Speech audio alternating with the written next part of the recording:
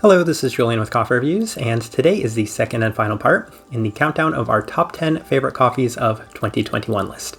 As you'll see, no computer or notes needed, as I have the containers of our top 5 coffees right here in front of me, in addition to a cup of our first place finisher. So let me go ahead and take a sip of this right now. This coffee brings back so many memories. So yeah, this video will be completely off script, but let me go ahead and remind you of the rules for this list. So we're not allowed to feature the same coffee roaster more than twice, or the same origin more than twice. And we have a review for each and every one of these coffees on the channel up already, with one notable exception, and that is going to be our 5th place finisher, which is the Buku Sayisa, a natural processed Ethiopia from Kaffa out of Oslo, Norway. And this coffee was featured in our blind taste test rankings video series featuring Cafe Box's 2021 advent calendar, where it took home first place, beating out 23 other coffees from that box set, including our 7th place coffee, the Ruby Batian from Café Circular. So what made this coffee really special? Well, it's the exact same thing that made our first place finisher last year really special. It's kind of old school. It's a very clean, berry forward cup of coffee. And the reason a lot of us got into coffee in the first place was because we did have that one life-changing natural processed Ethiopia that in most cases tasted like blueberries, or in this case tasted like strawberries.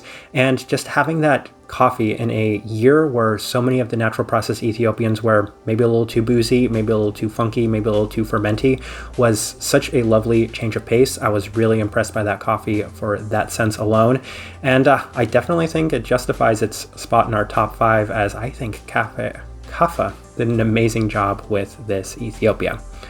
All right, coming in 4th place is going to be a surprise to so many.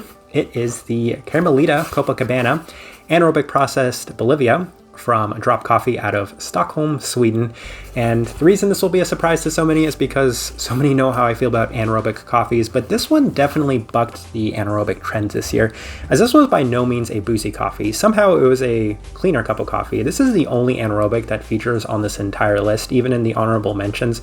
The only coffee that labels itself an anaerobic coffee. And what really sets us apart, obviously, other than the cleanliness that was coming from this cup, was the unique sweetness. This coffee tasted like Reese's Pieces. I adore Reese's Pieces. They were one of my favorite candies growing up, and they're still one of my favorite candies right now. In addition to that, it had a secondary sweetness, which they describe as candy floss. It reminded me a lot of bubblegum, kind of mango bubblegum, grape bubblegum, just an interesting sweetness overall, with a more medium-bodied cup of coffee. And the second part I wanted to say about this coffee is, this is our second Bolivia in the top 10. We only reviewed 2 Bolivian coffees the entire year, and both of them finished in our top 10. I think Bolivian coffees are massively underrated. I want to review more coffees from Drop and Bolivia in the upcoming year, as the combination of the two created a cup of coffee that I thought was so good it earned itself a spot in our top 5. All right, time for our top 3, and in my opinion, these were by far my 3 favorite coffees of the entire year. So we will start with our 3rd place finisher, which some people might consider this low for this coffee, but right here we have Zorro, the natural processed Panamanian geisha from Manhattan Coffee Roasters out of Rotterdam, Netherlands. And this is my coffee. This is my type of coffee. It is a Panamanian geisha. I prefer washed a little bit more to natural processed Panamanian geishas, but this had what I absolutely love about Panamanian geishas as a whole. And I will say about this coffee, at its very best, there was a 6 to 7 day window where I thought this coffee was just as impressive, if not even more impressive, than our first place finisher. Some wonderful, what I like to describe as fruity pebble components to this cup of coffee. It was very sweet, very pronounced. You were also getting, they have, I think, Capri Sun listed on here. Yeah, pretty citric cup of coffee, but also very tropical fruit forward. It was a very punchy sort of coffee. And I remember the punchiness from this coffee, which was one of the better parts of it as well. Pretty clean, especially for being a natural processed coffee.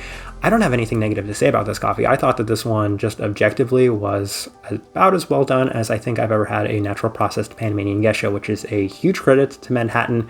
Absolutely wonderful cup of coffee. So what could beat something like that? Well, it's the other side of that coin. It is the wash processed Panamanian geisha, and it is the Lote Tumaco wash processed Panamanian geisha from Say Coffee Roasters out of Brooklyn, New York. And this is the first high-end coffee I had ever had from Say, and this kind of bucked the trend for so many Sayisa coffees. I've said before, Sayisa coffees are really hard to dial in. They're really hard to get right. But from the first time brewing this coffee, I was really impressed. It was really easy to brew. And even then, it was the epitome of what I love about coffee, especially washed Panamanian geishas, as it was a super clean cup of coffee right from the forefront. It had that wonderfully clean canvas that paved the way for two very distinct components, one of which was the white flowers, which I often describe as the fruity pebbles. My favorite note in all of coffee, wonderfully clean and wonderfully present in this cup of coffee. And then the secondary component was, well, typically Panamanian geishas have that secondary component. In this case, it was a lime. And while I'm not necessarily the biggest fan of lime in general, I loved the way that this lime was. Slightly more sweet version of this lime, slightly sweeter cup of coffee as a whole, about as clean as you could expect from a Panamanian geisha too. Everything I love about Panamanian geishas really impressed me with Say. I will now list Say as one of my favorite coffee roasters in the entire world, as this right here definitely showed what they are capable of at their very best. All right, so what coffee could beat two Panamanian geishas? And this coffee will definitely not come as a surprise to many. It is the Letty Bermudez. We'll call it double fermentation, thermal shock processed Colombia from Manhattan Coffee Roasters, again out of Rotterdam, Netherlands. And I've been thinking all year what I'm going to say about this coffee, and I'm going to come up with an anecdote for this coffee. So it was a couple years ago. I was walking around with one of my friends, big coffee person as well, and I kind of said to him in a depressed state, I fear we've reached the bell curve. We have reached the absolute best that we can get from coffee, because in the past 5-6 years, yeah, I've had coffees that are really impressive, that are really good, but nothing has really shifted over the curve. Nothing has gotten to the point where you've said, okay, well, coffee is capable of even more than we had thought up to this point. For the most part, you had the 99th percentile for coffee, and there was an exception here or there. This is transcendent. This officially shifted everything over when it comes to coffee. I didn't know coffee was capable of tasting like this. This coffee, pure and simple, tastes like gummies. It tastes like peach gummies. And most notably for me, those Albanese peach gummy rings. I will still go to a store and purchase peach gummy rings and taste those gummies and be like, this was Letty Bermudez. This was just Letty Bermudez in a nutshell. It had some additional sweetness to it. I came into this coffee being a little bit of a hater. I did not want it to be as good as everybody had raved it to be. I kind of wanted it to be maybe a little overrated, but with so much going against it, it wasn't a perfect coffee. It had its slight flaws here and there, and made trying to make sure that this wouldn't be my favorite coffee, it was. And it's because it's just a unique, special, out there, very unique cup of coffee. I said unique so many times, but it shifted the curve. We are now capable of things with coffee that we never thought was possible going into this year, and that is attributed to the Letty Bermudez. And we have the other Bermudez coffees. Diego Bermudez, a coffee which I said this one was slightly imperfect. Diego Bermudez is about as perfect of a cup of coffee as I could imagine. Not quite as lively and flavorful as this one is, but amazing in its own sense. You had Luna Bermudez, which a lot of people considered to be just as good, if not better, than this cup of coffee, and more recently released the Salma Bermudez, a coffee I definitely want to get my hands on and review for 2022 as well. But yeah, one last cup of this coffee for this year, and we'll take one more sip.